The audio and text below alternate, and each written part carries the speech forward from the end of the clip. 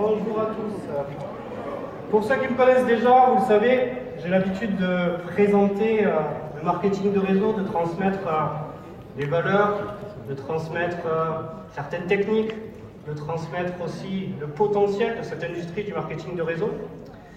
Et j'ai un ami que vous aurez l'occasion d'entendre tout à l'heure qui dit que le marketing de réseau, et c'est vraiment un grand honneur pour moi de vous présenter ça, il dit que c'est l'industrie qui connaît l'un des plus forts taux de croissance à l'échelle mondiale. Si le slide est bien avancé. Troisième industrie au monde en termes de chiffre d'affaires. Et dans cette industrie, on y trouve également les plus belles perspectives de carrière. En effet, c'est le métier dans le monde qui crée le plus de millionnaires. Alors soyons clairs, je ne suis pas en train de vous promettre que vous allez devenir millionnaire, mais en tout cas, si c'est votre objectif, sachez que, comme on dit dans le métier, vous êtes au bon endroit, au bon moment. Donc ce que je vais faire, ça va être simple. Je vais vous présenter cette industrie, je vais vous donner des faits, je vais vous donner des chiffres, et je vais répondre aux 4 questions que vous avez certainement en tête. La première, la plus logique, qu'est-ce que c'est le marketing de réseau ? Le marketing de réseau, c'est tout simplement le fait de recommander un produit ou un service que vous appréciez. Et là, bonne nouvelle, puisque c'est quelque chose que vous savez déjà faire. Souvenez-vous, la dernière fois que vous avez mangé dans un restaurant où vous avez apprécié le repas, réflexe naturel, vous en avez parlé à vos amis, à vos collègues de bureau, etc. Et vous leur avez dit, ce resto il est top, vas-y, vraiment je te le recommande. Même chose pour le cinéma. Si vous allez au ciné, vous regardez un bon film, je sais pas, le dernier de Bruce Willis, au hasard, le lendemain au bureau, j'ai vu le dernier de Bruce Willis, il est extra, vraiment si tu as l'occasion, va le voir. Toujours pareil, ce principe de recommandation. Par contre, vous êtes d'accord avec moi, à travers vos recommandations, vous allez permettre autant aux restaurateurs qu'aux producteurs du film de réaliser un chiffre d'affaires. Et pourtant, ces personnes-là, le restaurateur, le producteur du film, ne vont pas vous reverser une partie de ce chiffre d'affaires. Même des fois, ils ne vont même pas être au courant que vous leur avez amené du monde et que vous leur avez permis de gagner de l'argent. Vous n'aurez même pas un merci. Et là, deuxième bonne nouvelle, c'est parce que le marketing de réseau, justement, c'est le fait de recommander un produit et un service que vous appréciez et d'être rémunéré sur chaque vente. Donc maintenant que ça c'est clair, on va partir sur la deuxième question qui vient un petit peu dans la continuité. Est-ce que ça marche ? Pour ça, encore une fois, très simple, on se base sur des faits, on regarde les chiffres. En 2010, l'industrie du marketing de réseau dans le monde entier a réalisé un chiffre d'affaires de 125 milliards de dollars. 7 ans plus tard, 2017, 190 milliards de dollars. Évolution en 7 ans, plus 52%. Est-ce que vous êtes OK pour dire que plus 52%, c'est une belle évolution ? Et vous avez vu, on parle de centaines de milliards de dollars. Est-ce que vous êtes OK pour dire que ça marche ? Ça marche. Je vais vous donner, à titre de comparaison, pour que vous preniez bien la mesure de ce qu'est le marketing de réseau, du potentiel, de la puissance de cette industrie, les chiffres de l'industrie de la musique en 2017, même année, 17 milliards de dollars. Je ne vais pas revenir en arrière, en 2017, marketing de réseau, 190 milliards. On fait 11 fois plus que l'industrie de la musique. Donc, est-ce que ça marche ?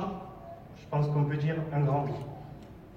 Maintenant, peut-être que vous vous demandez, ok, ça marche dans le monde, mais est-ce que ça marche chez nous ?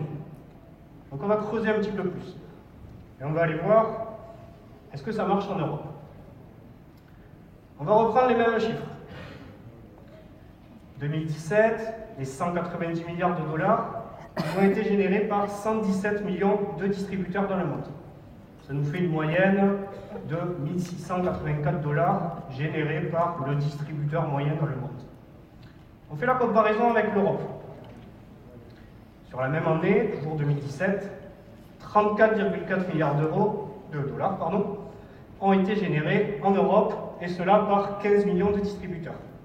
Ça nous fait une moyenne de 2293 dollars réalisés par le distributeur moyen en Europe. Donc en fait, à la louche, le distributeur moyen européen, il a généré en 2017 50% de chiffre d'affaires en plus que le distributeur moyen mondial. Et si vous regardez sur ce diagramme, vous vous rendez compte qu'en Europe, on génère environ 20% du chiffre d'affaires, alors qu'on représente seulement 13 à 14% du nombre de distributeurs dans le monde. Et vous serez d'accord avec moi, je pense, pour dire que en Europe, on n'a pas forcément un plus fort pouvoir d'achat qu'aux États-Unis ou dans certains pays d'Asie. On est OK avec ça? Oui. OK. On valide aussi que ça marche en Europe? Oui. OK. Est-ce que vous voulez qu'on creuse plus loin? Oui. Est-ce qu'il y a des Français dans la salle? Vous avez fait plus de bruit qu'on a été champion du monde. Est-ce qu'il y a des Français dans la salle? Allez, on va aller voir, est-ce que ça marche en France? Nombre de distributeurs, c'est bien pour voir l'évolution. 2014, 625 000 distributeurs, grosso modo. 2017, un peu moins de 800 000, plus 27% d'évolution en l'espace de 3 ans. On est toujours OK, plus 27% en 3 ans, c'est une belle évolution. Ça marche bien en France? On valide. Mon petit doigt me dit qu'il n'y a pas que des Français dans cette salle. Est-ce qu'il y a des Belges dans la salle?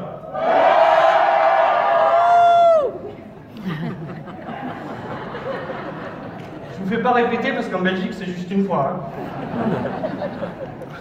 Allez, on va voir chez nos amis belges si ça marche aussi. 2014, 20 910 distributeurs. 2017, 43 650 distributeurs, plus 109%. Champion du monde les Belges aussi. Il faut le dire. Juste une fois. Alors maintenant qu'on a vu tous ces chiffres, qu'on a vu que voilà, ça marche bien, c'est en très forte évolution, peut-être que vous pouvez avoir l'inquiétude de vous dire mais ça marche tellement bien, ça va tellement vite qu'on est peut-être sur un marché qui est mature, qui est saturé. Et pour ça, on va faire la comparaison avec l'outre-Atlantique, aux États-Unis, là où le métier du marketing de réseau a été créé à la fin des années 1800. Oui, c'est aussi vieux que ça. Aux États-Unis, le nombre de distributeurs, ça représente environ 5% de la population. En France, 1,2% de la population. En Belgique, 0,38% de la population. Est-ce que le marché est mature? Est-ce qu'il est saturé? Est-ce que vous pouvez devenir champion du monde? Oui. Parfait. Et la question numéro 4, qui celle-là est vraiment très personnelle, c'est est-ce que c'est fait pour vous? Alors j'ai pas de réponse toute faite, je ne suis pas dans votre tête et puis je ne vais pas faire 800 réponses. Ce que je peux vous dire, c'est que le marketing de réseau, c'est fait pour tout le monde. On en a parlé au début de la présentation, tout le monde sait recommander un produit qu'il apprécie. Ce que je peux vous dire aussi, et je crédite encore une fois mon ami, c'est qu'il y a une étude, c'est scientifique, et je l'atteste de par mon expérience aussi, qu'il y a 9 raisons principales qui motivent les personnes à démarrer et à poursuivre leur activité de marketing de réseau. Le premier, c'est, en général, le premier objectif, c'est faire un complément de revenu. Deuxième, ça va un peu plus sur le moyen long terme, c'est faire une liberté financière. Troisième, avoir une liberté de temps. Parce qu'avoir de l'argent, c'est bien, mais avoir du temps pour en profiter, c'est mieux. Avoir sa propre entreprise, parce que faire du marketing de réseau, c'est être indépendant et c'est avoir sa propre entreprise, et ça, c'est important. Numéro 5, aider les autres. On est dans un métier où on s'entraide. La réussite des uns crée le succès des autres. Créer des relations aussi, forcément. Préparer sa retraite, et là je pense à mon beau-père qui est motivé par ça, et ça peut être votre cas aussi. Laisser un héritage, c'est pareil, on voit ça sur le plus long terme. Et également la croissance personnelle, parce que vous êtes le moteur de cette activité. Je vois que j'ai dépassé le timer, avant que je me fasse gronder, je vais juste terminer en vous disant, je crois que Steph l'a dit tout à l'heure, peu importe d'où vous venez, quelle que soit votre origine, votre âge, si vous êtes un homme ou une femme, dans le marketing de réseau, on est tous égaux et on est tous payés à notre juste valeur. Et ça, c'est vraiment quelque chose de très important parce qu'on ne le retrouve pas dans le marché traditionnel. J'en ai terminé, je vous remercie de votre écoute et je vous souhaite une excellente